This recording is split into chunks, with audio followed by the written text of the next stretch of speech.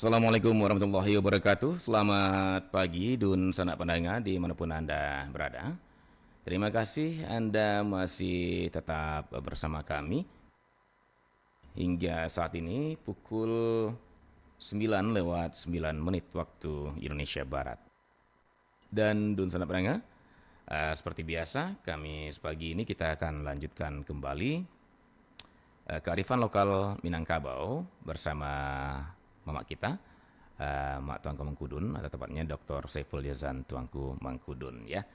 Dan tentunya seperti biasa, dosen menengah Anda nanti bisa bergabung di dua line telepon kita di 812414 maupun di 08166 09240. Dan alhamdulillah di pagi ini Mak Tuanku Mangkudun kembali bisa hadir bersama kami di studio untuk langsung berbincang dan juga menerima telepon-telepon Anda nantinya.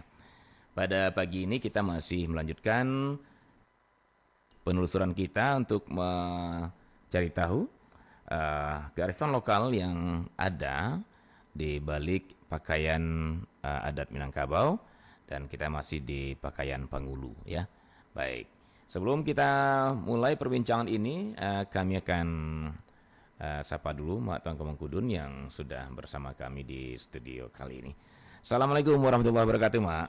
Waalaikumsalam warahmatullahi wabarakatuh. Selamat pagi Bung Adit, selamat pagi Dun Sanak Pendengar RRI Perempat, Surau Kearifan Lokal Minangkabau.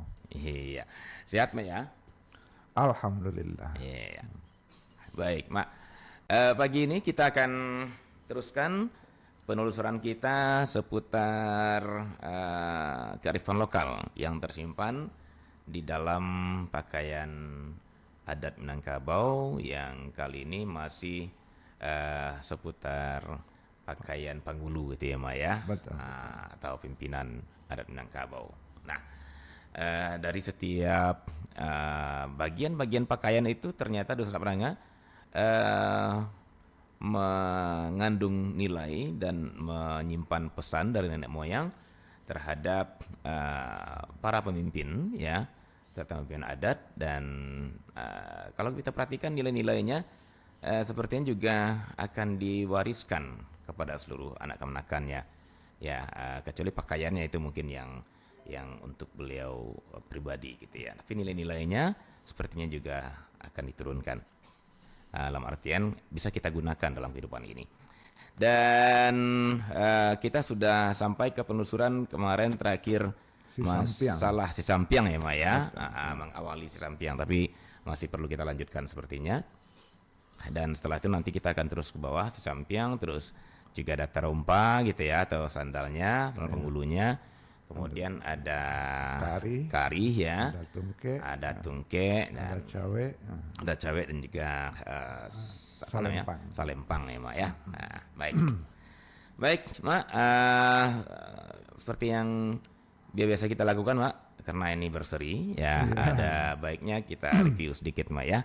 Mak review sedikit sebelum kita masuk ke Sisampiang pagi ini. Silakan Mak Tuanku. Baik, terima kasih Bung Adit. Ya, kita sudah minggu keempat membahas pakai penghulu, kearifan lokal yang dikandungnya atau pesan-pesan dari nenek moyang yang mereka titipkan dalam kato pusako mengiringi pakaian penghulu. Kato pusako tentang pakaian penghulu itu adalah satu-satunya jenis tuturan dalam tambo Minangkabau yang menceritakan tentang pakaian, di samping martabat, nanti ada martabat penghulu. Nah, artinya apa?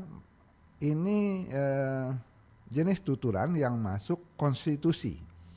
Beda misalnya pakaian bundo kanduang atau pakaian malin, manti, dubalang itu tidak dalam tambo Minangkabau, tapi dalam tambo nagari atau dalam tambo luha paling tinggi.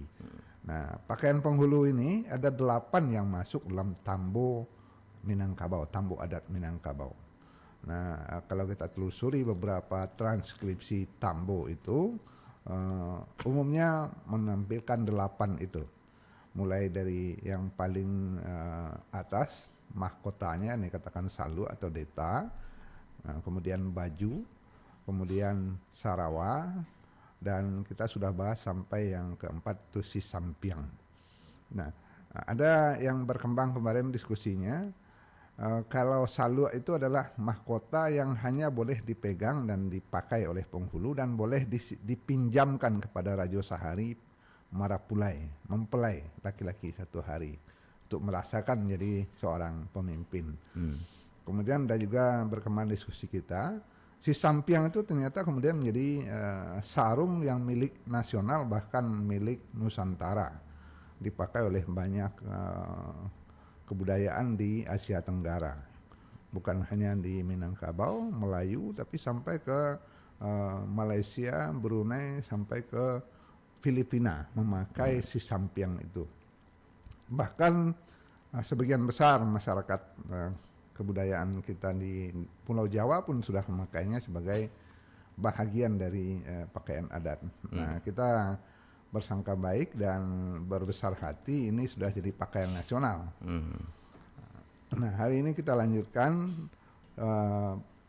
bahagian lain dari pakaian penghulu itu yang khas Minangkabau, atau mungkin ada yang agak mirip-mirip dengan kebudayaan lain. Yang kelima, setelah saluk atau deta, baju, Sarawak dan si sampiang, ada namanya cawe atau ikat pinggang. Nah, cawe atau ikat pinggang ini khas Minangkabau karena bentuknya diikat saja seperti kain. Ada tuturan kata pusakonya dalam tambo yang perlu kita baca bersama. Cawe itu dari kain sutra. Caweknya suto bajumbayan, jumbayan tangah tiga tampok, kapalili anak kamanakan kapangabe, sako jo sang sako, nak kokoh luar jo dalam, guyahnya wapantang tangga, kokohnya mudah diungkai. Kabe sabalik buah sentak, rapek negari nak mengungkai, tibo nan punyo, lapis sajo. Rasio buhu andek pangulu. Di sini dititipkan pesan bahwa kesepakatan nagari itu hanya boleh untuk kepentingan nagari, sementara kesepakatan kaum itu adalah otonomi. Artinya apa? Ikatan kesepakatan dalam kaum itu tidak boleh diganggu gugat oleh nagari. Sudah kita bahas beberapa pertemuan yang lalu bahwa kaum itu otonomi dalam mengambil keputusan terhadap sako, pusako dan sang sako yang mereka miliki. Makanya cawe itu dikatakan kapangabe sako jo sang sako. Di sana tercantum apapun kesepakatan dalam sebuah kaum, kalau kaum itu sudah selesai mengambil keputusan, itu tidak boleh pihak luar mencikarau istilahnya atau mencampurinya. Nah, itu sebenarnya adalah bentuk dari sistem komunal yang otonomi yang sudah berjalan cukup lama di Minangkabau, mungkin sudah 1000 tahunan. Jadi di nagari itu ada otonomi kaum. Nah, di Minangkabau itu ada otonomi nagari. Nah, itu dilambangkan dengan cawe. Itu yang kelima. Kemudian yang keenam, kita lanjut dulu sebelum kita baca yang lain. Ada namanya karih atau keris. Keris ini sudah jadi milik banyak kebudayaan. Minangkabau punya keris juga.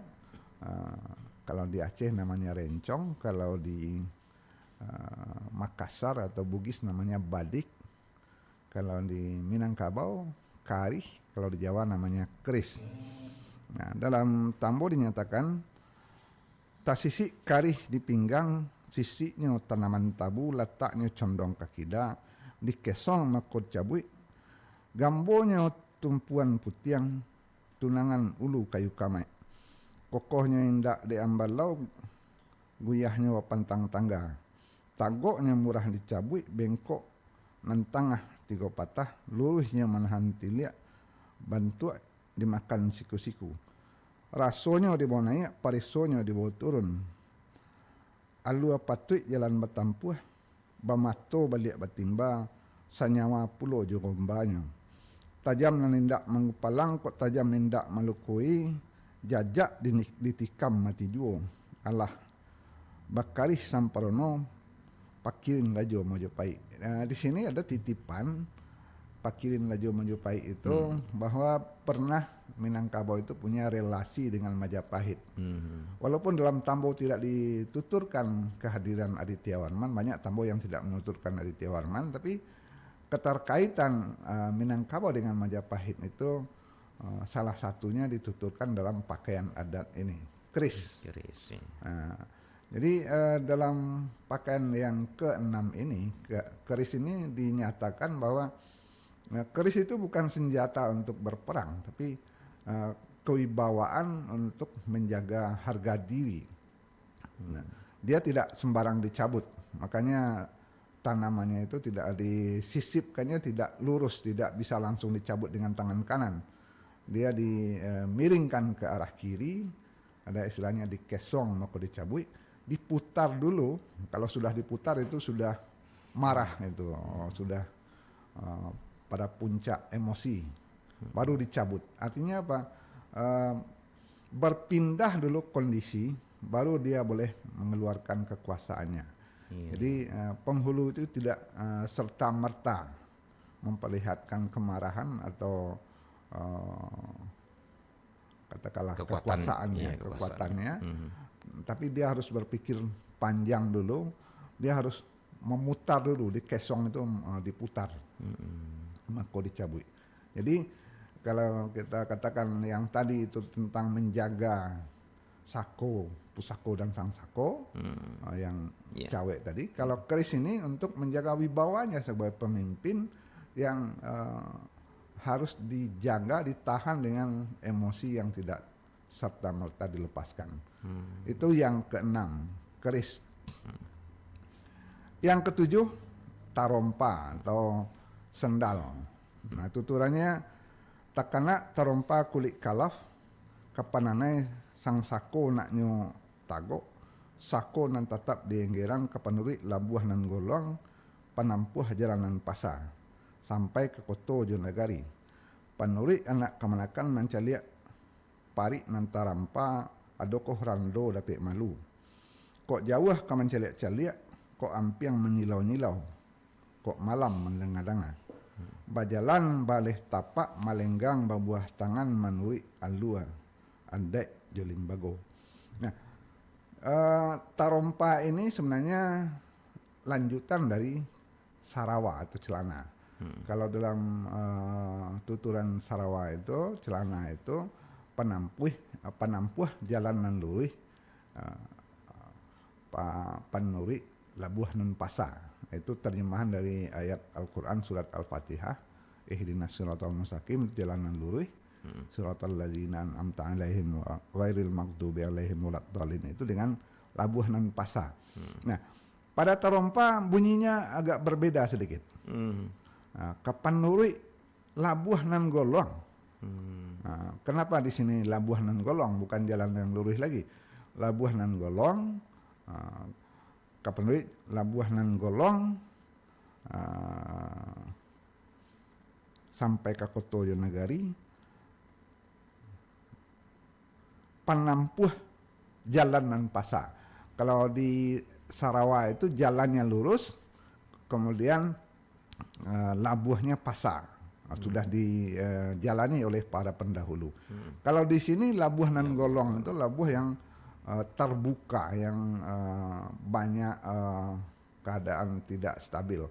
Jadi tarompa di sini adalah penguat untuk mengokohkan seseorang berjalan di jalan yang penuh cobaan.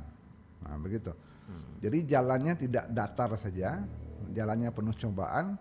Nah, tarompa itu alih tapaknya. Alih tapak itu juga diartikan sebagai uang saku lah ya. Jadi seorang penghulu itu dia berjalan balih tapak. Dia tidak menjalankan tugasnya secara percuma, kata saudara kita di Malaysia, tidak dibiarkan dia sendiri membiayai hidupnya. Ada harta pusaka yang bahagiannya untuk biaya kegiatan seorang penghulu.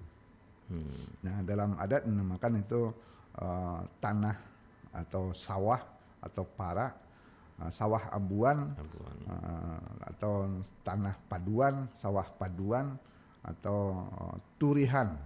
Jadi ada bahagian kecil dari pusaka itu yang dialokasikan untuk biaya kegiatan seorang penghulu, seorang pemimpin, untuk membeli pakaiannya, untuk membeli tembakaunya, untuk minum kopinya. Kalau dia akan mampir di lepau, di warung, nah dia ada pengiring yang akan membayarkan, dan itu biayanya diambil dari hasil sawah paduan atau sawah abuan atau turihan tadi.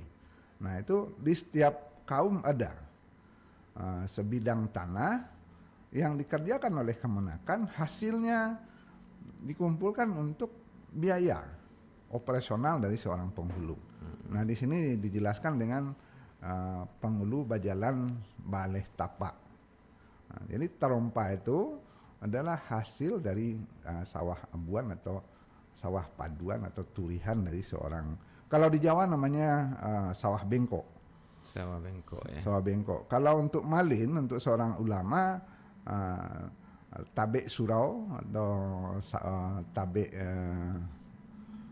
abuan malin itu untuk biaya seorang garim atau seorang imam surau atau imam masjid. Jadi imam masjid itu digaji dengan apa? Dengan hasil kolam tabe di sekitar masjid. Iya. Dan itu yang mengerjakannya adalah masyarakat.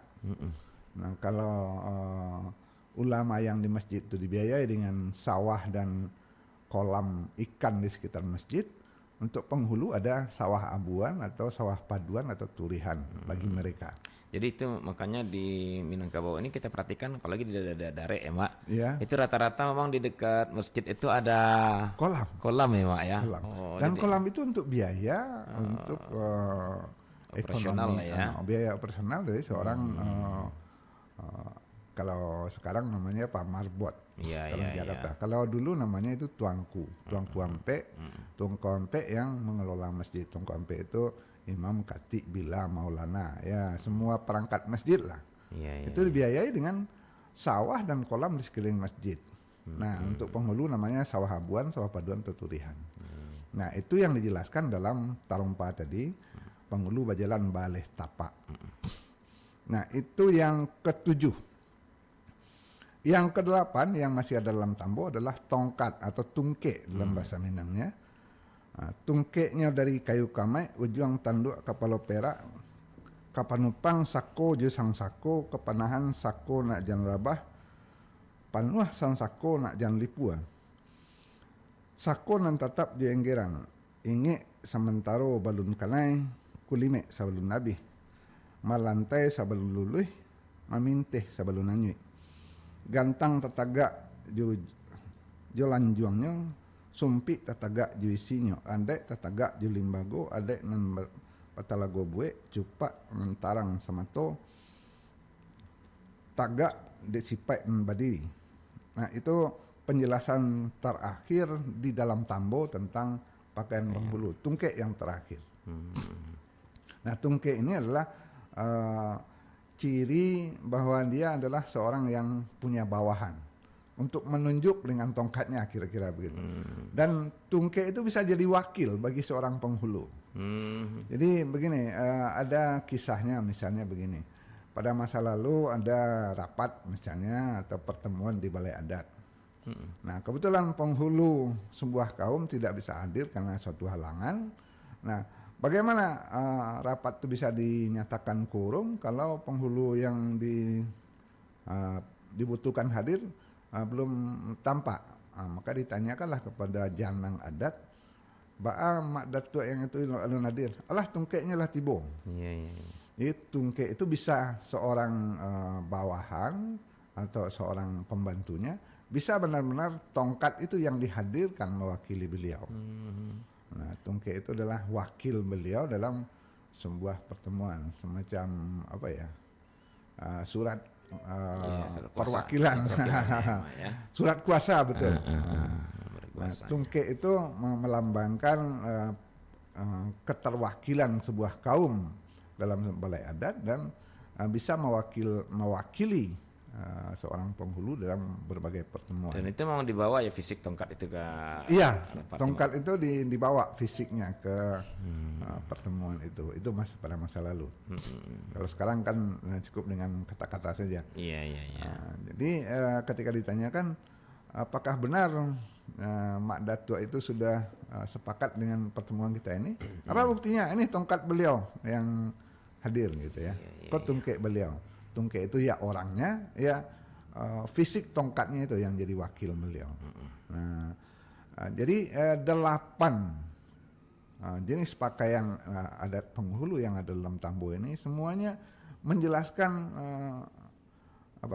tugas dan fungsi dari seorang penghulu dan bagaimana dia menjalankan amanah, mulai dari menjaga akal pikirannya dengan salu, menjaga perasaannya, nilai-nilai dalam dadanya dengan baju, kemudian bagaimana dia menempuh jalan yang lurus, labuhan dan pasak dengan celana hitamnya, kemudian ikat pinggangnya dengan si sampiangnya, semuanya itu menitipkan pesan dari nenek moyang sampai yang ke-8 tutungke. Nah, kemudian perkembangan zaman ada dalam beberapa tambo negari dan tambo luha, itu dituturkan penghulu juga memakai semacam selendang, semacam shawl gitu ya. Dikatakan di bahu takana kain kacia, kain cindai pasagiampe, kapangipeh, kalau nyange, kapanutui luko di lahia, kapandindiang suriah di batin.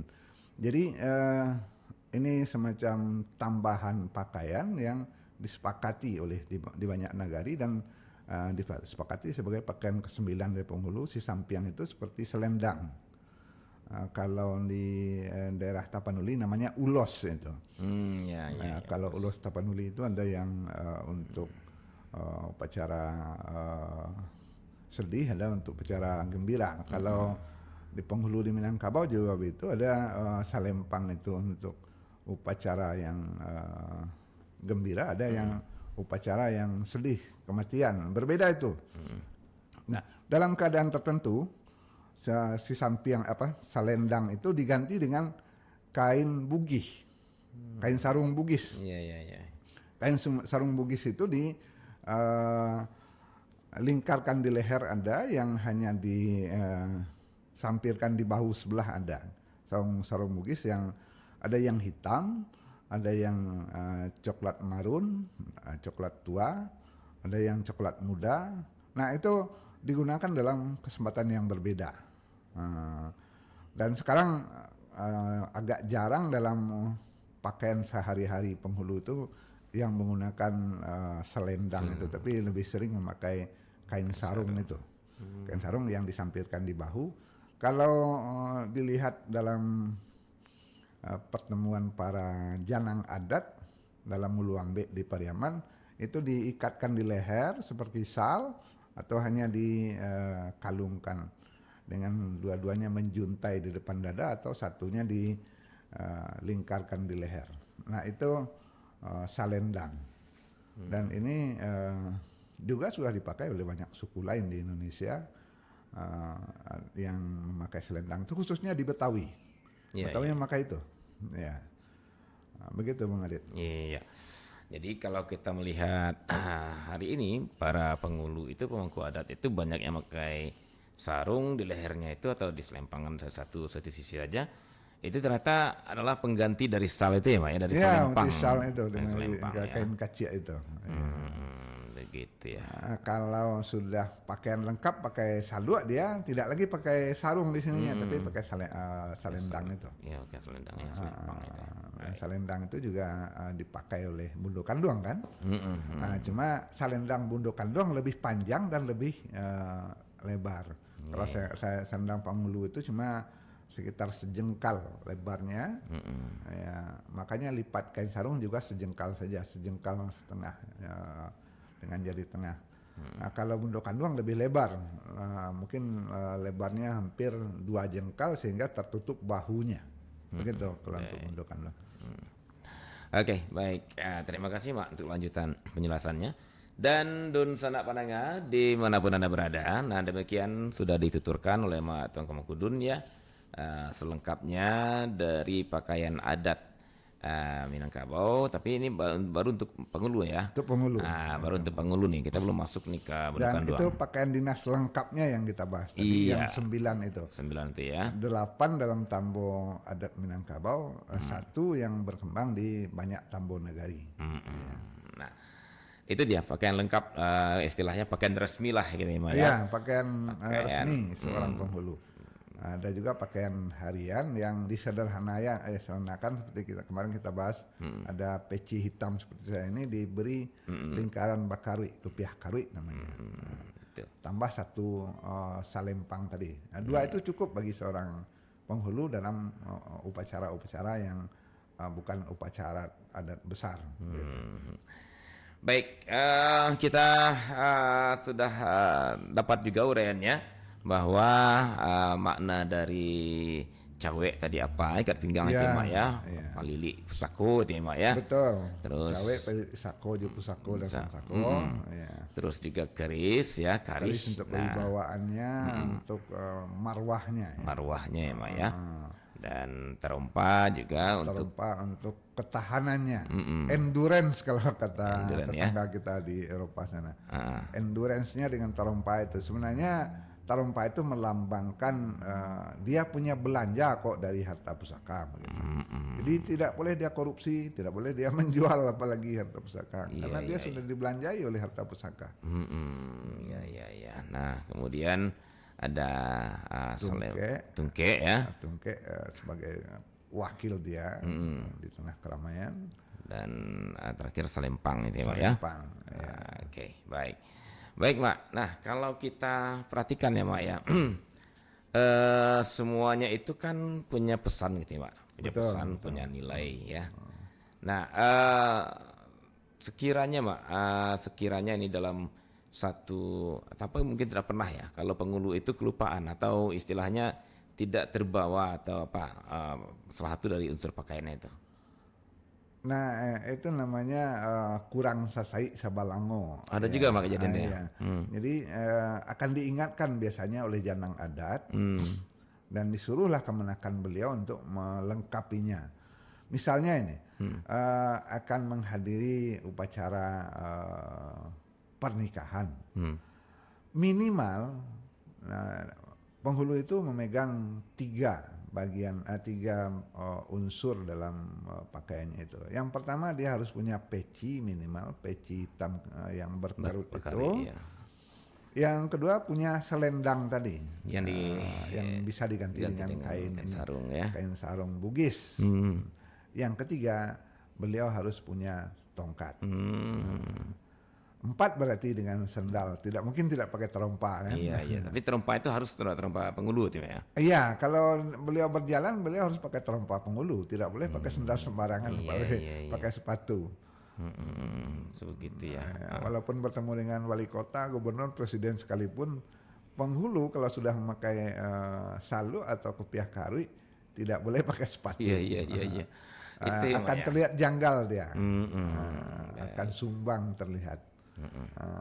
Jadi minimal 4 berarti ya, minimal 4 kalau hadir di upacara resmi, baik upacara resmi adat atau upacara resmi undangan di upacara negara.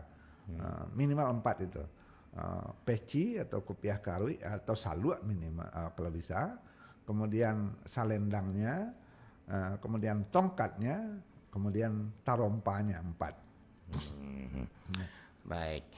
Nah, seperti yang kita ungkap-ungkap di awal juga bahwa dalam pakaian penghulu itu tidak atau bukan hanya sebuah aksesoris gitu ya, tapi adalah sebuah titipan pesan dan nilai-nilai. Nah, dari itu semua Mak, apakah ada yang dianggap utama umpamanya gitu Mak ya, atau semuanya berada pada satu tataran apa nilai atau fungsi apa namanya ya, tingkat keharusannya, atau ada tingkatan-tingkatan juga Mak di antara mulai dari deta sampai kita tungke itu Mak. Contohnya begini. Ada yang wajib wajib dalam tanda petik ya, bukan wajib dalam bahasa agama, Mm-mm. yang tidak boleh tidak selalu dipakai oleh penghulu. Yang paling atas dan paling bawah istilahnya. Oh, gitu. Salua itu tidak boleh tidak dipakai. Tarompa itu tidak boleh tidak dipakai. Oh, Jadi kemanapun dia seorang penghulu, ke sawah sekalipun dia harus tetap memakai tutup kepala. Minimal tutup kepala seperti saya ini, tidak pakai kopiah kari. Iya. Tidak boleh dia buka tenda istilahnya. Tidak boleh dia tidak memakai tutup kepala. Tidak boleh juga yang deta yang hitam Yang diikatkan. kan? Iya. Boleh nggak, Pak? Boleh. Kalau dia akan ke sawah atau akan berburu, dia pakai kain deta yang diikatkan. Boleh. Nah, yang kedua, dia harus pakai alas kaki. Kemanapun dalam keadaan apapun. Masuk sawah sekalipun, masuk rimba sekalipun. Tidak boleh buka. Nggak boleh. Masuk sawah nggak boleh buka, Pak? Nggak boleh, ya kalau dia sudah mencangkul ya. Oh, gitu ya. Tapi berjalan ke sawah di pematang Di itu dia pematang tetap harus pakai alas kaki. Dan alas kakinya itu apakah yang khusus untuk penghulu Tidak itu? harus pakai sendal penghulu, tapi pokoknya pakai alas kaki. Tidak boleh dia bertelanjang kaki. Kaki ayam itu pantang bagi penghulu. Pantang penghulu ya. Oke. Baik, Pak, sepertinya ada yang ingin bergabung. Kita coba terima, Pak ya. Di 812414 ya. Halo, assalamualaikum. Halo, Waalaikumsalam Mak Cik ya. Iya, Pak Menan, silakan Pak. Pastan Pak Menan. Assalamualaikum Mak Tuanku. Waalaikumsalam Pak Stampaminan. Gua kalau tanya Mak Tuanku ah. Silakan. Jadi nang kamu tanyuan gampang benar. Ah, Ada ceritanya seorang mama adat tuh. Iya. Tidak mulia manisku dan tidak mulia manjujuang. Iya. Itu saja Mak Tuanku ah. Kata-kata Mak Tuanku mau minta ribuan terima kasih banyak-banyak. Baik, iya. Terima kasih Pak Stan Pamenan ya, Pak Stan Pamenan di Lubuk Binturun ya. Baik, yang lain sepertinya ada yang lain, Mak. Kita gabung, Mak ya. Biar sekali jawab, Mak ya. Oke, 0819092440. Halo, assalamualaikum. Waalaikumsalam warahmatullahi wabarakatuh. Iya, Pak Rizal Koto. Ya, silakan Pak Rizal.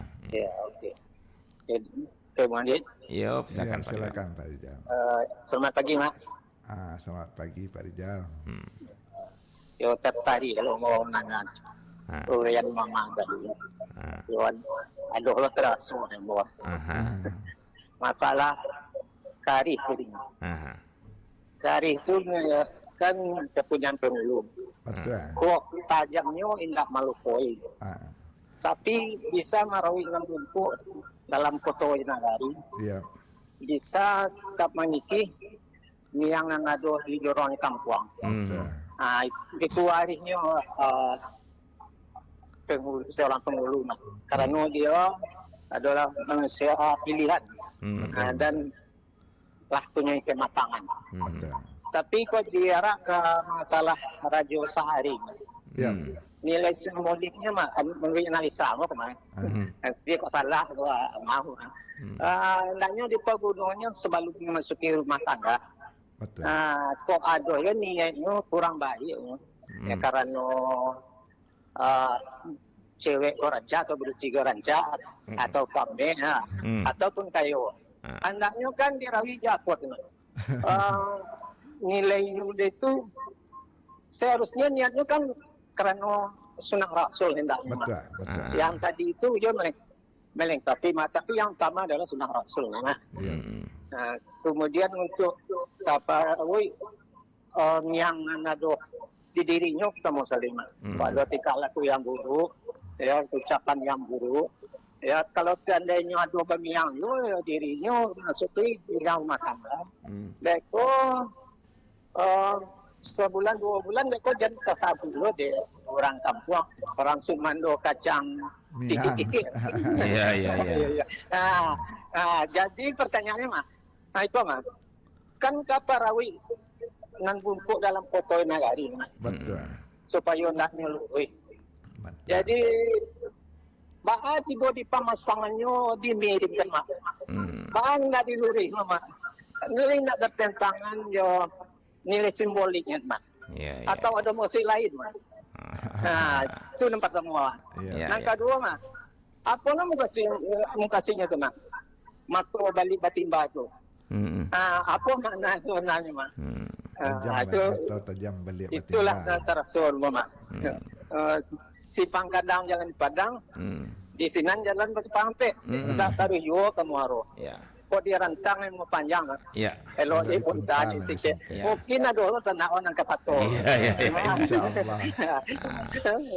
Ya, Mak. Terima kasih, Mak. Terima kasih Pak Atas Rizal. jawaban. Terima kasih. Iya. Terima kasih kesempatannya, Bang Dit. Ya, ditunggu hari Jumat malam Pak Rizal. Bapak pantun gitu. Ya, ya. Wabillahi taufiq wal hidayah. Wassalamualaikum warahmatullahi wabarakatuh. Waalaikumsalam warahmatullahi wabarakatuh. Baik Pak Rizal Koto. 2 pertanyaan ya Pak ya, dan sekaligus Pak Sultan Pamenan. Silakan Pak dari Pak Sultan Pamenan. Alhamdulillah, terima kasih Pak Sultan Pamenan, Pak Rizal Koto. Ini pendengar perempat yang sangat kita banggakan. Beliau sebenarnya adalah pengamat dan mungkin juga pelaku adat yang sudah mumpuni dan memperkaya perbincangan kita. Yang pertama dari Pak Sultan Pamenan, benar itu di antara pantangan penghulu itu adalah dilarang menjujuang, dilarang memikul, bahkan untuk istri penghulu. Sama istri penghulu nggak boleh? Ya, jadi saya punya riwayat kebetulan ibu saya dulu menggaleh jokatidiang, ya, menggaleh kacang. Nah, ketika bapak saya diangkat oleh kaumnya jadi penghulu, ibu saya ditatar dulu oleh para penghulu pucuk. Mulai sekarang yang nama ibu saya itu Bu Nur Caya. Nur Caya ndak boleh menjujuang, ndak boleh memikul. Mulai sekarang tuanku ndak boleh menjujuang, ndak boleh memikul. Dan seluruh pantangan penghulu banyak lagi itu dilarang berlari-lari, dilarang manjek-manjek. Berlari boleh kalau dikejar oleh harimau misalnya boleh berlari, tapi berlari-lari tidak boleh. Memanjek-manjek tidak boleh. Kalau nanti atap rumahnya bocor misalnya, hujan lebat tidak ada yang akan menolong, dia boleh memanjat atap rumah. Tapi memanjek-manjek itu tidak boleh. Yang tanpa tujuan ya. Yang tanpa tujuan. Ya, menjujuang juga begitu, tidak boleh menjujuang karena di kepalanya sekarang sudah ada yang harus selalu dia jujung. Apa itu? Kopiah minimal atau salu atau deta yang akan menjaga akal budinya. Tidak boleh lagi dia menjunjung. Dan termasuk istri datua. Istri datua tidak boleh menjunjung, tidak boleh memikul. Nah, kenapa tidak boleh dia memikul? Nah, itulah salah satu catatan ketika di bahunya itu sekarang yang dipikulnya adalah kain sarung tadi. Syarak yang dia pikul. Kain sarung yang selendang tadi itu lambang syarak antara lain. Dia memikul syarak sekarang. Dia tidak boleh lagi memikul yang lain. Dunia ini diserahkan kepada anak buahnya. Itu antara lain pemahamannya Pak Sultan Pamenan. Tidak boleh menjujuang, tidak boleh memikul. Bukan hanya si penghulu, tapi istrinya ketika si penghulu itu sudah diangkat. Itu ya, dari Pak Sultan Pamenan ya. Pak Rizal Koto tadi masalah karih ya Mak ya. Oh iya. Karih ya, letaknya dimiringkan ke kiri gitu ya. Tidak lurus, kemudian tajam balik batimba. Nah, iya. Tentang posisi karih itu memang dituturkan lengkap dalam tambo adat itu. Lebih panjang dari yang saya baca tadi, saya mengambil tambo yang singkat saja dari Datuk Basanagari. Sisiknya tanaman tabu. Tanaman tabu itu jelas posisinya begitu ya. Di serong kakida, diserong ke sebelah kiri. Sebab kalau akan dicabut harus dengan tangan kanan, dari kiri itu baru diputar ke kanan. Kenapa? Itu untuk mengingatkan bahwa penghulu itu tidak boleh apa istilahnya ya, latah atau semerta-merta atau tiba-tiba saja marah atau memperlihatkan kekuasaannya. Sewenang-wenang menggunakan senjatanya gitu ya Mak ya. Iya, tidak boleh tiba-tiba. Dia harus berpikir dulu dalam-dalam. Dikesong mako dicabut itu artinya apa? Menggunakan kekuasaan itu harus dengan perhitungan yang lengkap. Tidak tiba-tiba, tidak sekonyong-konyong, tidak ujuk-ujuk kata tetangga kita di sebelah. Enggak ilmu koncek cirawat. Tidak boleh. Pantangan penghulu itu. Iya, iya. Nah, itu diingatkan dengan posisi karih tadi yang disisipkannya miring ke kiri. Nah, kan untuk mencabutnya dengan tangan kanan, diputar dulu ke kanan, dikesong dulu ke kanan, baru dicabut.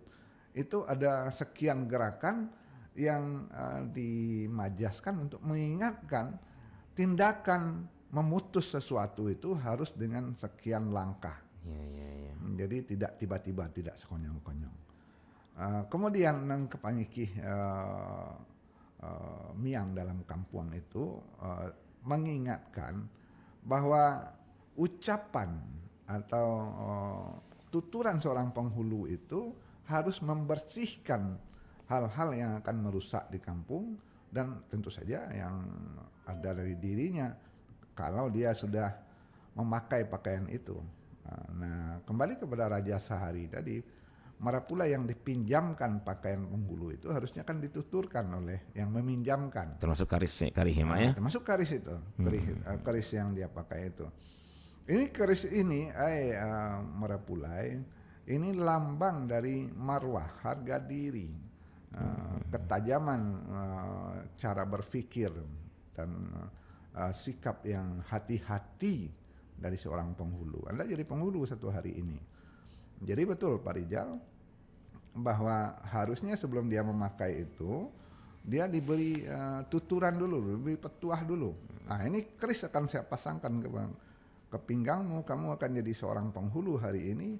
Satu hari jadi raja ini. Ingat di dalam keris ini ada pesan nenek moyang bahwa kamu harus benar-benar hati-hati dalam menjaga marwahmu. Kalau dalam bahasa tetangga sana pride ya, harga diri. Seorang pemimpin. Jadi harusnya sebelum dipasangkan itu dituturkan dulu. Betul itu Pak Rijal, saya sepakat itu. Dan alhamdulillah saya kebetulan punya mama yang melakukan itu ketika saya akan menikah. Saya masih ingat. Alhamdulillah itu. Sehingga sampai sekarang tidak berani merubah-rubahnya. Belum berani menambah apa lagi. Kemudian yang itu Pak, yang tajamnya balik batimba. Nah, ini. Tajamnya balik batimba memang itu enggak unik ya Pak ya. Itu sebenarnya jabaran daripada sikap adil. Artinya apa? Tidak boleh tajamnya itu sepihak. Tajam sabalah cirahnya Pak ya. Tajam sabalah. Jadi jangan tiba di dado di kampihan, tiba di dado dibusuangkan, tiba di parik dikampikan. Tidak boleh berat sebelah, harus adil. Ya. Tajam itu ya kepada siapapun, baik kepada pihak yang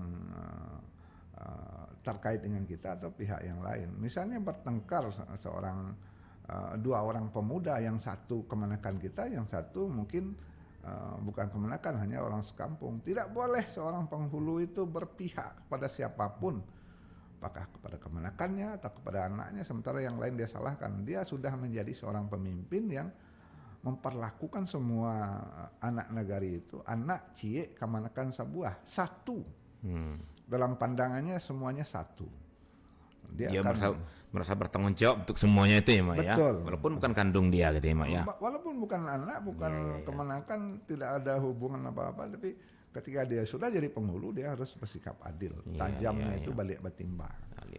Keseimbangan atau keadilan. Begitu. Ya. Kalau kita terapkan umpamanya nih Mak ya, umpama nih contoh ya Mak ya. Bukan contoh, mungkin mirip Mak ya. Ada nih pertengkaran antara keponakan kita dengan keponakan orang, kan ya. Betul. Keponakan negara yang lain gitu ya, atau anak kita sendirilah gitu ya, dengan anak tetangga semacam. Nah, seharusnya balik batimba tajam itu maksudnya gitu Mak ya. Jadi timbang-timbang semua gitu Mak. Iya, ketika akan memarahi, dua orang sedang bertengkar, dua-duanya dimarahi. Iya. Nah, ketika akan mengadili, dua-duanya dipertimbangkan pendapat pembelaannya. Iya. Begitu. Saya jadi ingat dulu ada mama sampaikan juga bahwa seorang mama ketika keponakannya mau salah, nanti keponakan dia ambo yang menyelesaikan gitu ya Mak ya. Nah, jadi memang kedua pihak disampaikan salah benarnya gitu ya Mak ya. Betul. Tidak yang ke kita aja nih yang dipertahankan gitu ya, orang di Iya, tidak tiba di mato dipiciankan, Iya, tiba iya, dipalek iya. dikampikan, enggak. pertimbang prinsip keadilan ya. Prinsip keadilan dan keseimbangan ya. keseimbangan. Baik. Kalau dalam ilmunya Bung Adit di radio itu Checks and balance. Check and balances ya. Cek dan seimbang. Konfirmasi dulu kan itu ya Pak ya. Betul Kita sekali. dapat kabar nih si A bla bla bla bla bla, korupsi segala macam. Pak ya enggak dikonfirmasi dulu nih ya Pak ya. Seimbang beritanya. Oke. Baik. Nah, saya tertarik ini Pak. Tadi ada sedikit kata-kata yang menarik saya.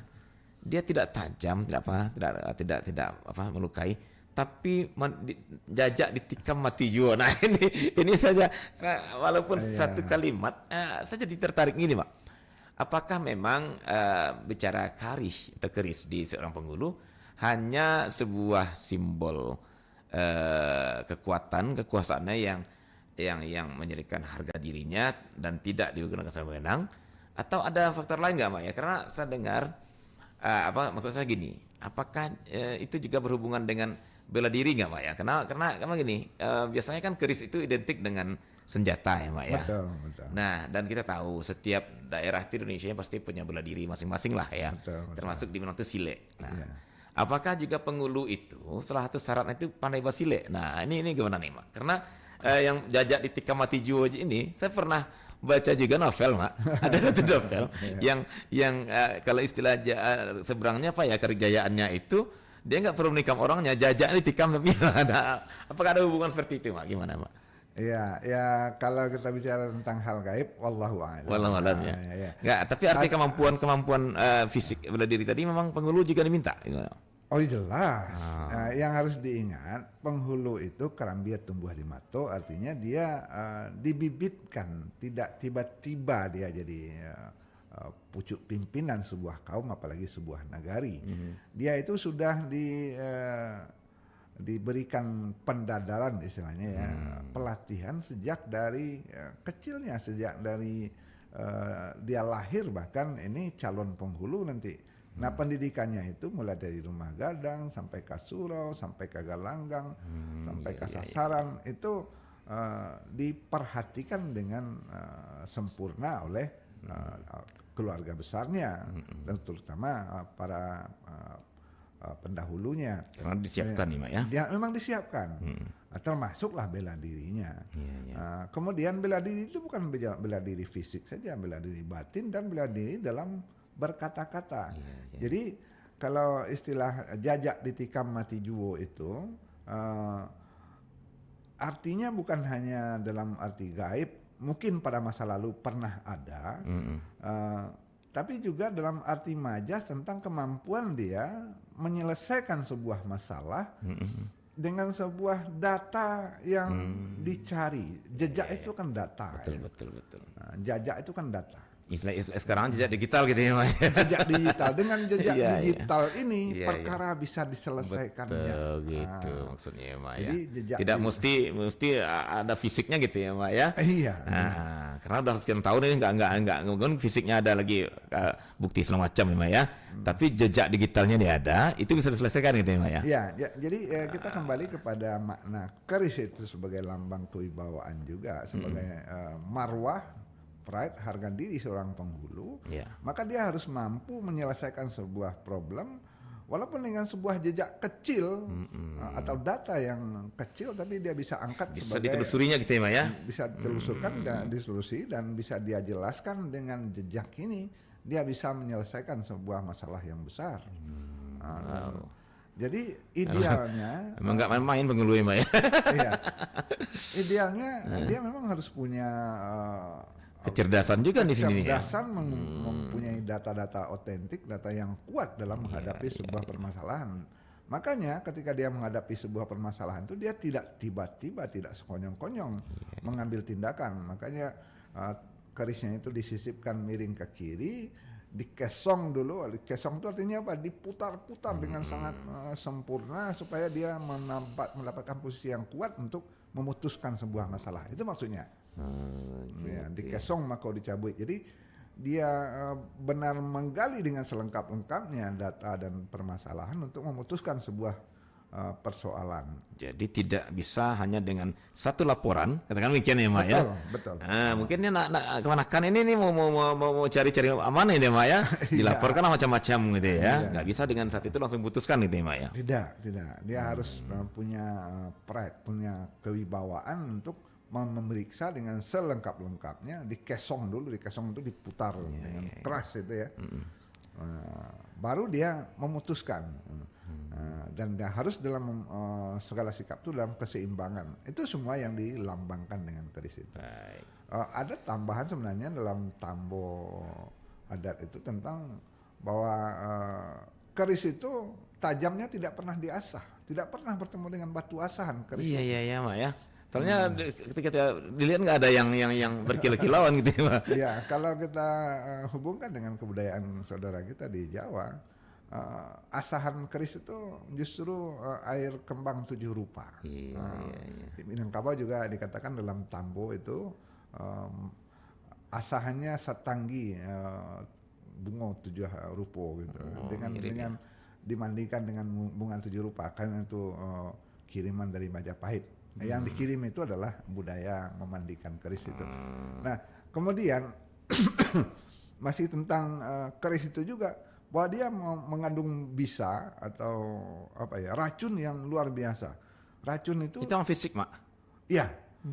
Dalam tuturan dalam tuturan tambo dikatakan racunnya itu akan menyebar ketika dia hanya ditarik ketika 2-3 mili dari sarungnya itu racunnya bisa menyebar ke sepenuh negeri. Nah, satu negeri itu bisa orang mati semua. Kira-kira begitu. Tamsilnya. Iya, tamsilnya.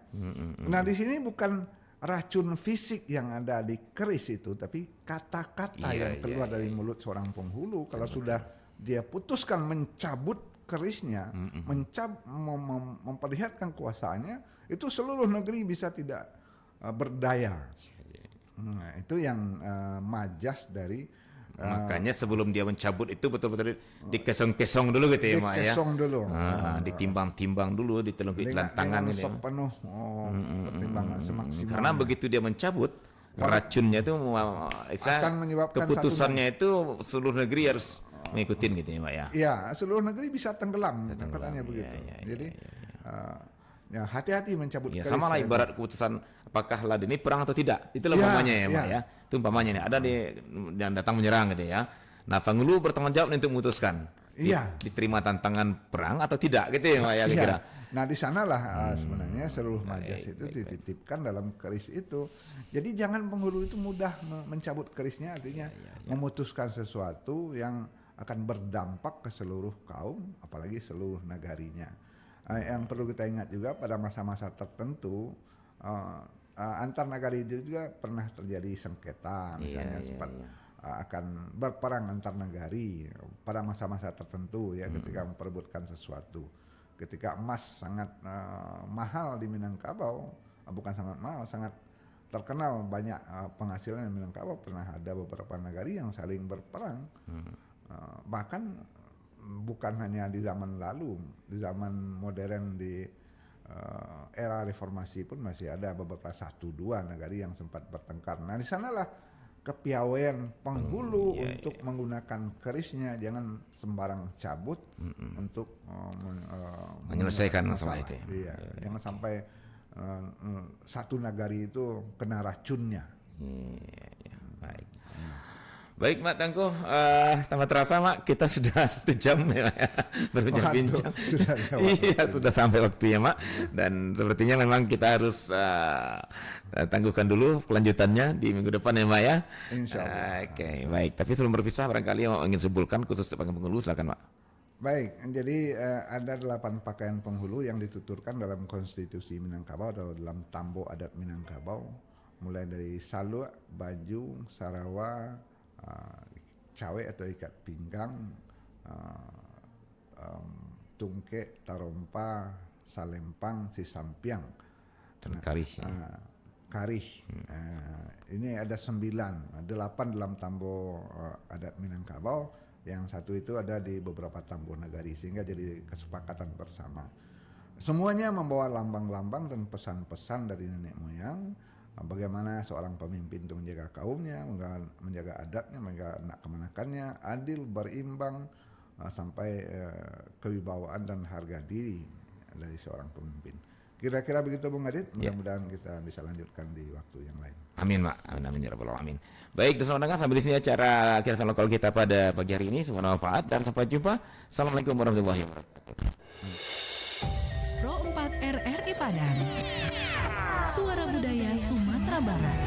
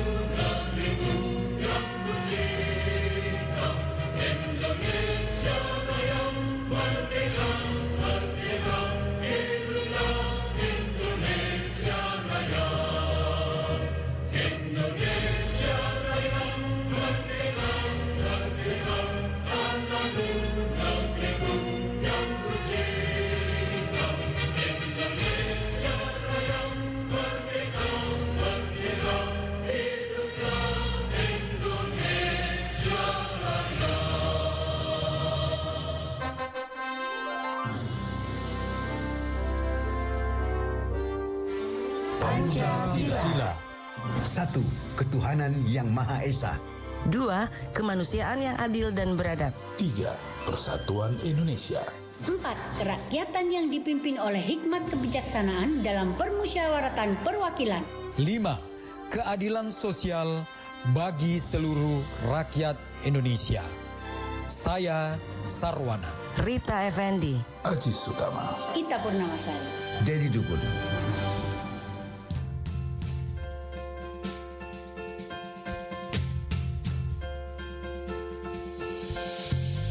Kabasakile, jam 10 waktu Indonesia Barat.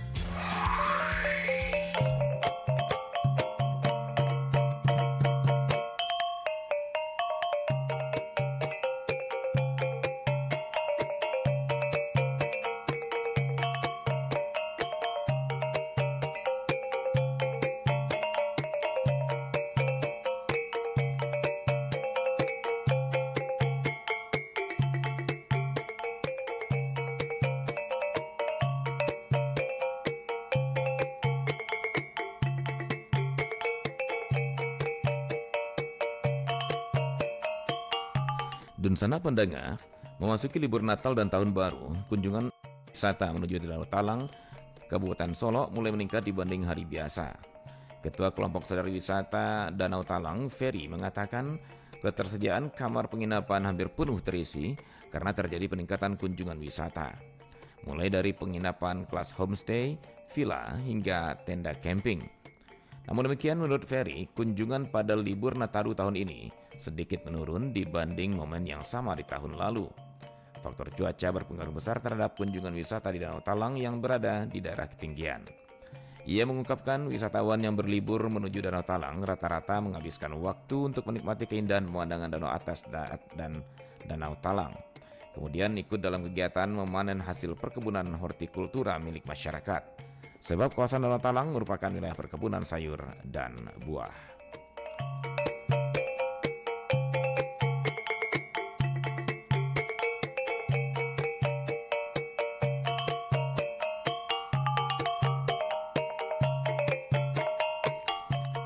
Dunsana Pandanga, Kepala Badan Narkotika Nasional Provinsi BNNP Sumatera Barat, Brigjen Pol Riki Yanuarfi mengatakan telah menginstruksikan seluruh personil yang tidak merayakan Natal untuk tetap masuk bekerja selama libur Natal dan Tahun Baru 2025. Selain kesiapan personil, stiker imbauan larangan pengedaran narkoba akan ditempel di sejumlah lokasi hiburan malam di Kota Padang. Brigjen Pol Riki Yanuarfi menjelaskan pihaknya akan mengintensifkan pengawasan di daerah yang dinilai rawan terjadi peredaran narkoba. Lokasi dimaksud yakni Kabupaten Pasaman, Pasaman Barat, dan 50 kota. Brigjen Pol Riki menambahkan melalui upaya pengawasan dan pemantauan di lokasi tersebut dapat mengantisipasi masuknya narkotika ke Sumatera Barat. Bagi penggunaan narkotika, pihaknya akan melakukan razia di tempat-tempat hiburan malam yang ada di Kota Padang dan beberapa daerah lainnya.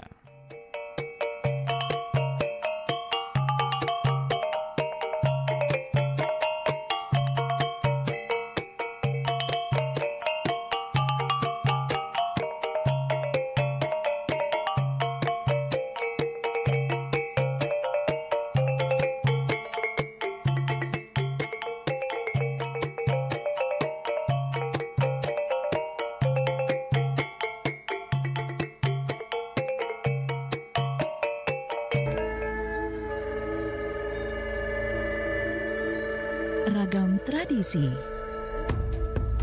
hamparan keajaiban dan destinasi, serta pesona budaya Sumatera Barat, hanya di Pro 4 RRI Padang.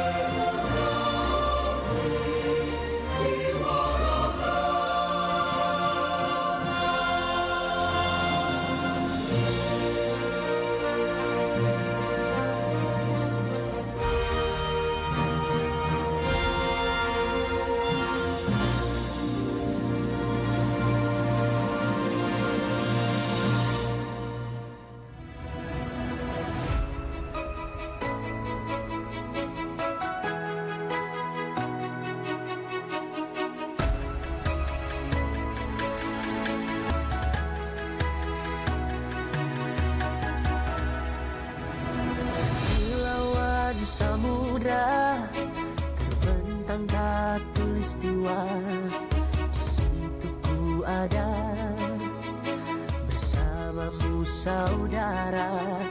Beragam warna kita, suku tak selalu sama. Kau aku Indonesia yang disatukan karena cinta.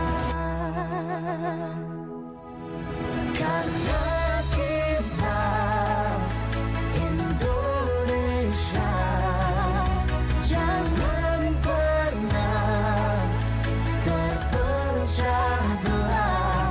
Walau kita berbeda, walau kita tak sama, tetaplah satu kita, kita Indonesia sesungguhnya.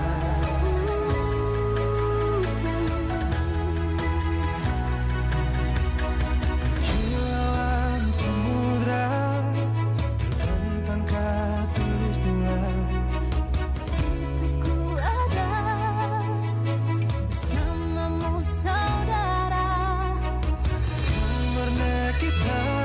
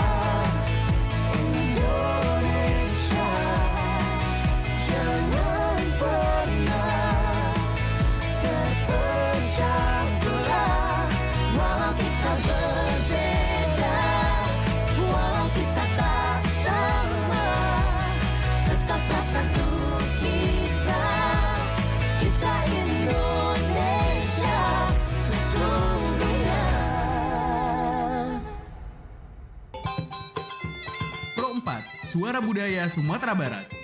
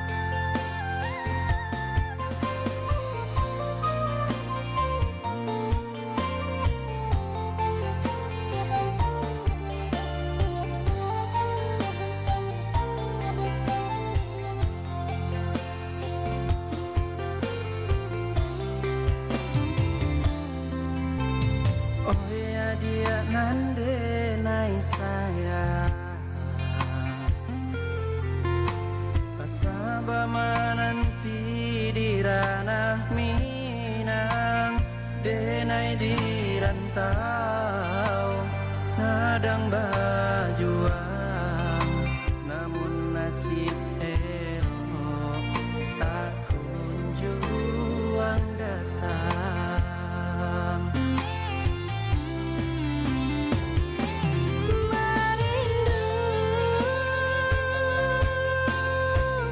Denai merindukan saya,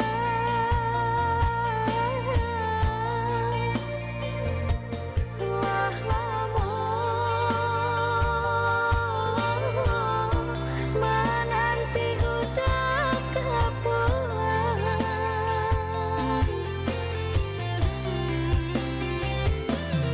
Bersabar, adi yang bersabarlah sayang, samo berdoa kita untuk engkau lagi den mau pulang. Cinta nang jauh takkan jadi penghalang, asa kau lai aduh kabar barito oi sayang. Oi udah lakilah pulang, dia nak nyolape rindu jut sayang.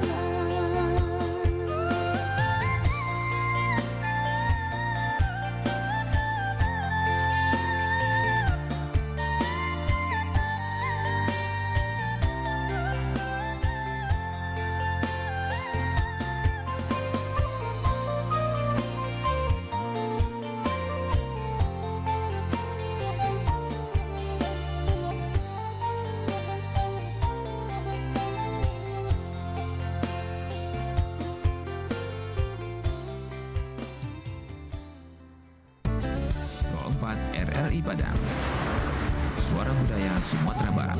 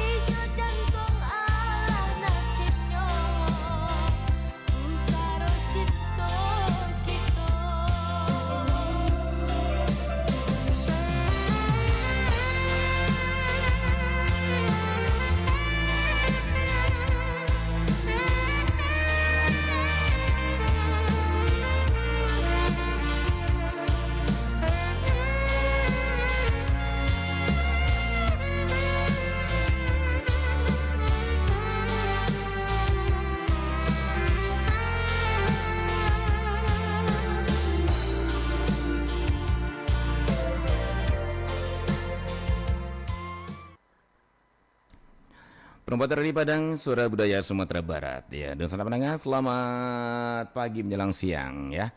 Dan selamat menikmati liburan Anda.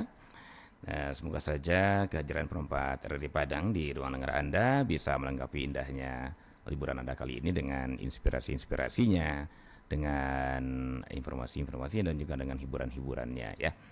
Baik, dan saudara pendengar, tadi kita sudah gelar dialog interaktif kita dalam kearifan lokal Minangkabau yang sudah menuntaskan pembicaraan tentang kearifan lokal yang terkandung di dalam pakaian adat Minangkabau, terkhusus kemarin dalam episode kearifan lokal pada pakaian Pengulu. Jadi ternyata dalam pakaian Pengulu itu begitu banyak tersimpan pesan-pesan nenek moyang berupa nilai-nilai kepemimpinan yang akan menjadi panutan seorang Pengulu dalam menjalankan fungsinya. Dan nilai-nilai ini juga akan diwariskan kepada anak kemenakannya, terutama kepada anak kemenakan yang laki-laki, karena mereka pun akan menjadi pemimpin setidaknya bagi keluarganya. Begitu dasar pendengar ya. Baik, dun sana pendengar, selanjutnya kita kembali ke hiburan lagu-lagu pop Minang dan juga informasi-informasi Keminangkabauan ya. Tetap bersama kami di Perempat RRI Padang, Suara Budaya Sumatera Barat. Baik, dan sana sebelum kita ke lagu berikutnya, setelah berlalu lagu dari Lisa, Cinta Tak Sampai, dan sebelumnya ada Betari Puspa dan Dalon Ananda dalam lagu Menanti Cinta Pasti. Kita nanti akan nikmati sebuah lagu dari Pinky Prananda, Lama di Awak Tapadih di Kawan. Nah, ini juga satu sikap yang penuh satu lagu yang penuh pembelajaran, saya pikir ya. Ada sebuah sifat yang tidak baik ini ya. Lama di awak tapadih di kawan. Seharusnya lama di awak katuju dek kawan, begitu ya. Oke. Apa nilai yang terkandung di sana kita akan coba renungkan nanti. Namun sebelum ke lagu Pinky Prananda ini, kita dengarkan dulu yang berikut ini. Tetap bersama kami di Perempat RRI Padang, Suara Budaya Sumatera Barat.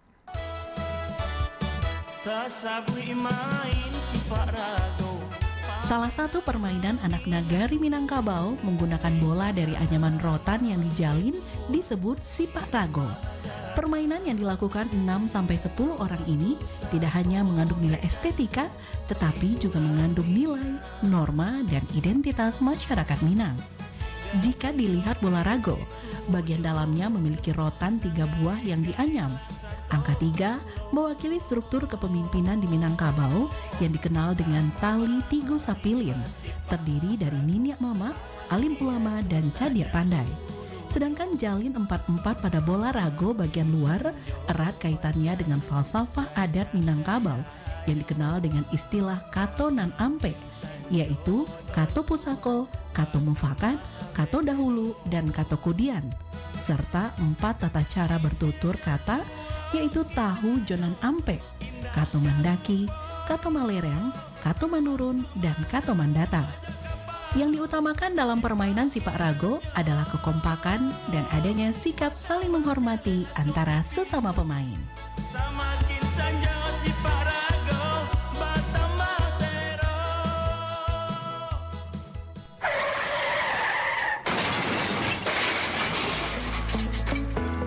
Ketika mengemudikan kendaraan bermotor di jalan raya, terkadang memang terjadi hal-hal yang tidak diduga seperti kecelakaan lalu lintas.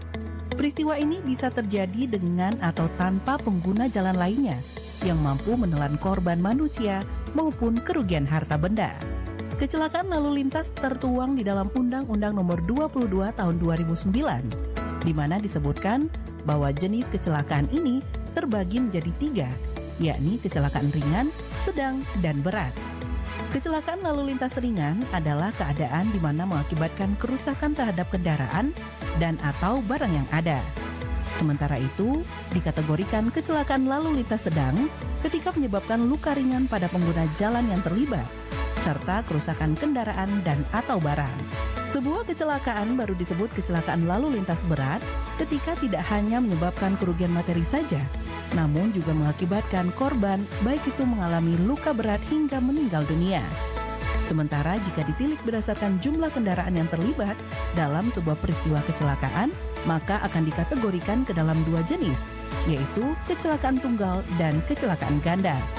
Sesuai dengan namanya, kecelakaan tunggal hanya melibatkan seorang pengendara saja, sedangkan kecelakaan ganda adalah kecelakaan yang melibatkan lebih dari satu orang pengguna jalan.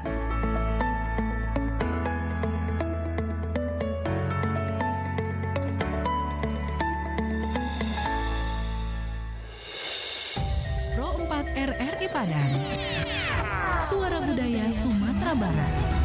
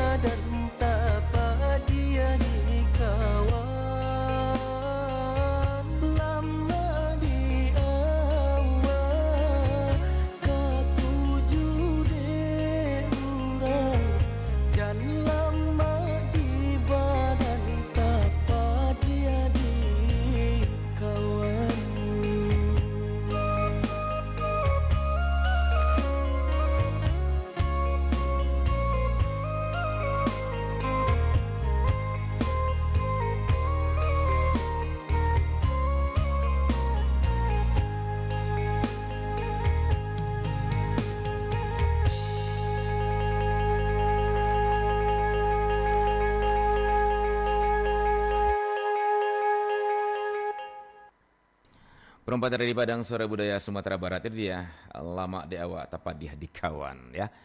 Kalau bisa itu hindari jauh ya ada sanak pendengar ya sifat seperti itu karena yang diajarkan oleh budaya kita ya oleh nenek moyang kita adalah lama di awak ketujuh da orang begitu ya. Jangan mau enaknya sama kita ya orang lain sengsara kita nggak mau tahu. Nah itu nggak boleh sama sekali di Minangkabau ya. Baik, don sanak pendengar. Sebelum kita beralih atau beranjak ke lagu berikutnya, siang ini saya ingin berbagi ke Anda satu informasi menarik terutama untuk Anda yang sedang berliburan dan berada di sekitaran Bukit Tinggi ya. Ini tentang kuliner khas Bukit Tinggi ini, Dun Pendengar ya. Jadi Dun Sana, Bukit Tinggi tidak hanya memanjakan mata melalui keindahan alamnya saja ya. Kota yang dikenal dengan megah dan kokohnya jam gadang di tengah kota juga menawarkan bermacam kuliner yang menarik ya. Kekayaan kuliner yang berempah di daerah Sumatera Barat tidak perlu diragukan lagi. Di antara tempat makan legendaris yaitu nasi kapau dan itik lado modo ngarai. Nah, itu untuk Anda yang sedang berada di sana ya. Jadi pada setiap sudut jalan, aroma khas masakan Minangkabau mengundang setiap pengunjung untuk mencoba menikmati kuliner yang disebut juga sebagai kuliner Sumatera Barat ini ya. Nasi kapau umpamanya menjadi salah satu contoh ikon kuliner yang tidak boleh dilewatkan. Karena masakan ini memiliki cita rasa pedas, gurih, dan kaya akan rempah. Setiap suapan menggambarkan kekayaan budaya alam Minangkabau yang diwarnai dengan kearifan lokalnya. Dengan berbagai variasi kuliner yang ditawarkan, Bukit Tinggi menjadi pilihan tepat untuk memuaskan dahaga wisata alam dan sejarah, akan tetapi juga menawarkan pengalaman kuliner yang tidak terlupakan. Di sini wisatawan tidak hanya menemukan makanan lezat, namun juga pengalaman kuliner yang autentik. Jadi liburan ke kota wisata Bukit Tinggi Sumatera Barat ini sebenarnya memang menghasilkan pengalaman yang luar biasa ya. Kita juga bisa menikmati panorama alam yang menawan dan mengenal budaya Minangkabau lebih dekat ya. Namun juga bisa menikmati enaknya makanan dan kuliner-kuliner khas Bukit Tinggi tersebut.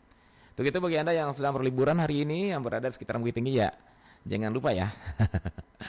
Cicipi makanan khas Bukit Tinggi, kalau enggak Anda nyesal kemudian hari deh. Bagi yang belum pernah coba gitu ya. Bagi yang pernah mungkin untuk mengulangi lagi ya, karena memang itu kekayaannya di sana ya. Di samping alam dan juga panoramanya, makanannya luar biasa sekali sudah mereka ya. Oke, kita akan lanjut dulu ke hiburan siang Anda.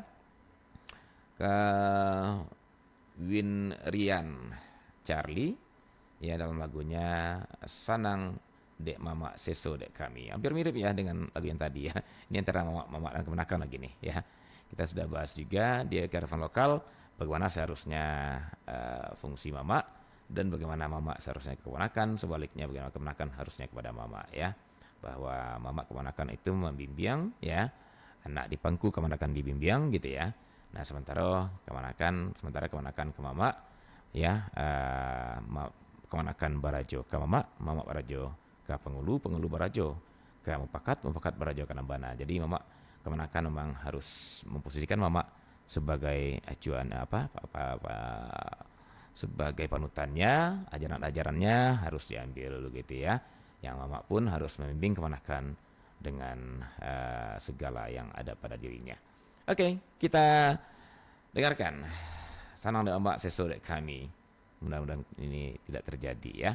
Selamat siang dan selamat menikmati.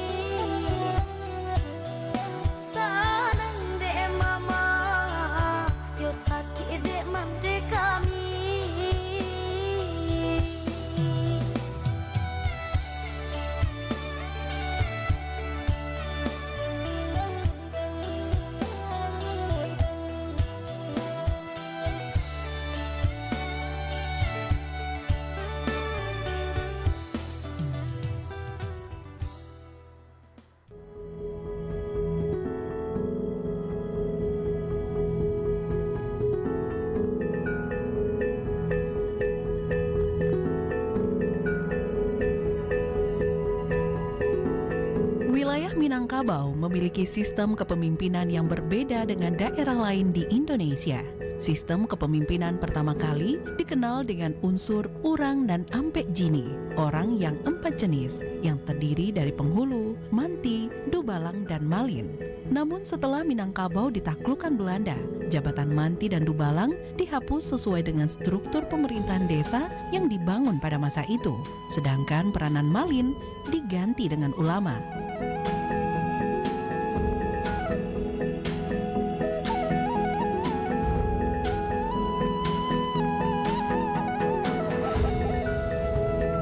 Semenjak itu sampai sekarang, unsur urang dan ampek jini berubah menjadi penghulu, alim ulama, dan cerdik pandai yang ideal dikenal dengan konsep tungku tigo sajarangan atau tali nan tigo sapilin. Sebagai pemimpin yang diangkat oleh kaumnya, maka seorang penghulu berkewajiban sebagai pelindung bagi sesama anggota kaumnya, serta bertanggung jawab memelihara keselamatan dan kesejahteraan kaumnya, sesuai dengan hukum dan kelaziman agar nilai martabat masyarakatnya tetap suci.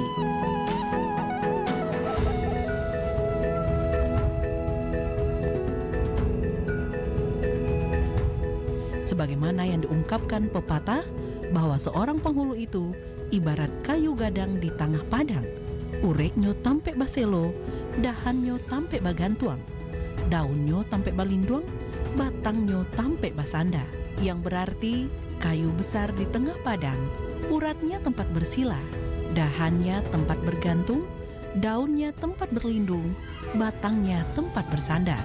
Setelah memenuhi berbagai persyaratan untuk dapat menduduki jabatan penghulu, seseorang yang terpilih menjadi penghulu akan diikat lagi dengan berbagai larangan dan pantangan, yaitu perbuatan yang dapat merendahkan harkat dan martabat kepemimpinannya.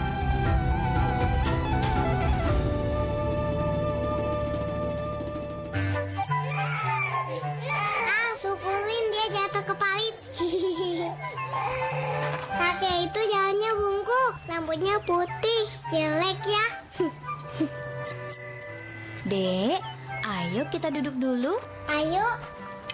Adek, kamu tahu tidak, perbuatan kamu itu tidak baik.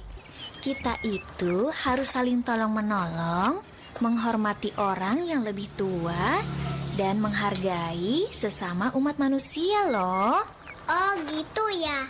Maaf ya kak. Makasih kakak. Tanamkan budi pekerti sejak dini.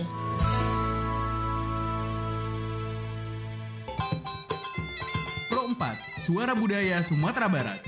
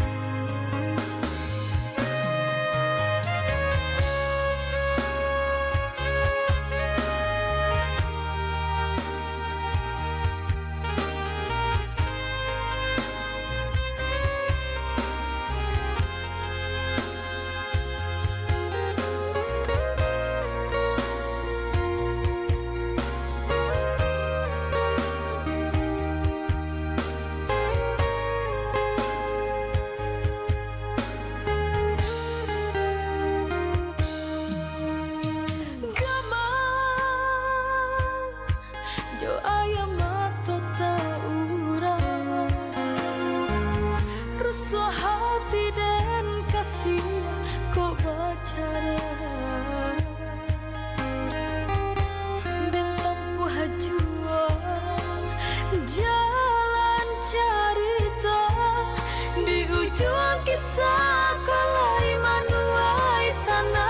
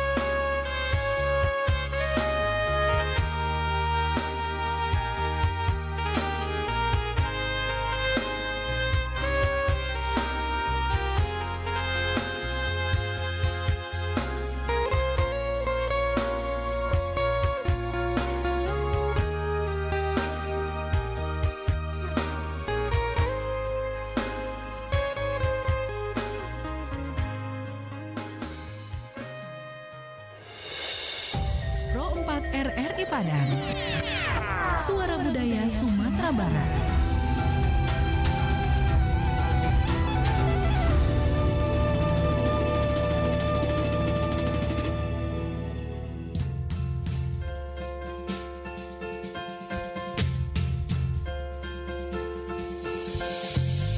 Kabar Sakile, jam 11 waktu Indonesia Barat.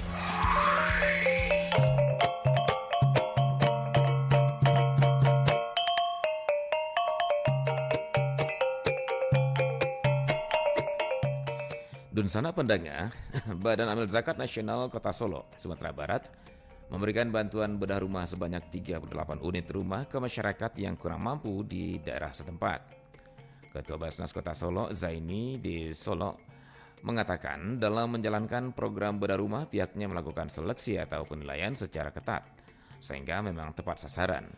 Ia menyebutkan sebanyak 38 unit rumah telah rampung dikerjakan dalam program bedah rumah yang dilaksanakan oleh Basnas Kota Solo pada tahun 2024. Penyerahan bantuan dengan total biaya sebanyak 631 juta rupiah itu diserahkan secara simbolis oleh Wakil Wali Kota Solo Ramadhani Kirana Putra di Ampang Kualo, Kelurahan Kampung Jawa. Ia berharap semoga bantuan bedah rumah yang diberikan bermanfaat bagi membantu masyarakat yang membutuhkan dan memberikan hunian ternyaman.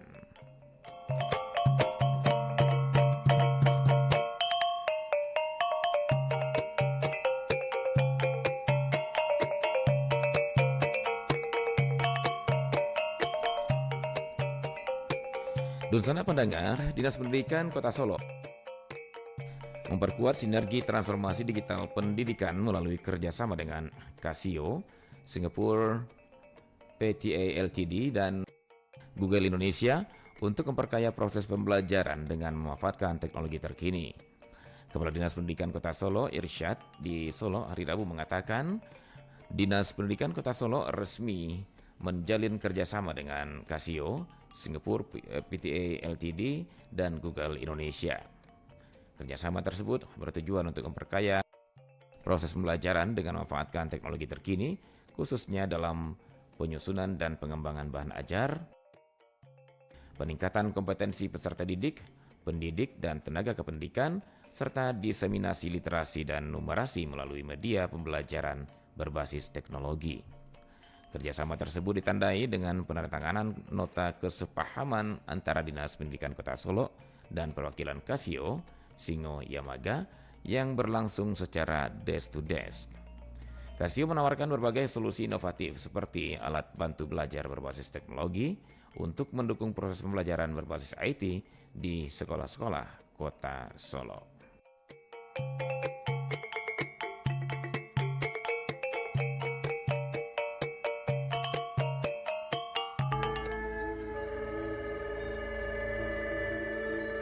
Ragam tradisi, hamparan keajaiban dan destinasi, serta pesona budaya Sumatera Barat, hanya di Pro 4 RRI Padang.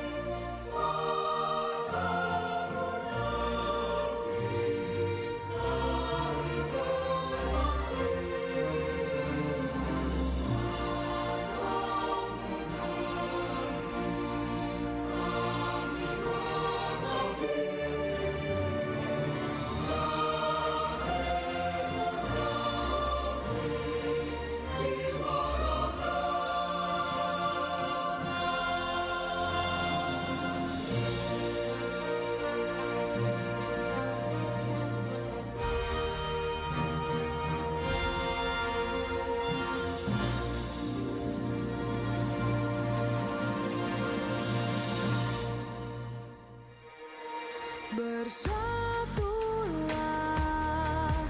Indonesia, jangan pernah terpecah belah. Walau kita berbeda, walau kita tak sama, Radio Republik Indonesia, kita Indonesia sesungguhnya.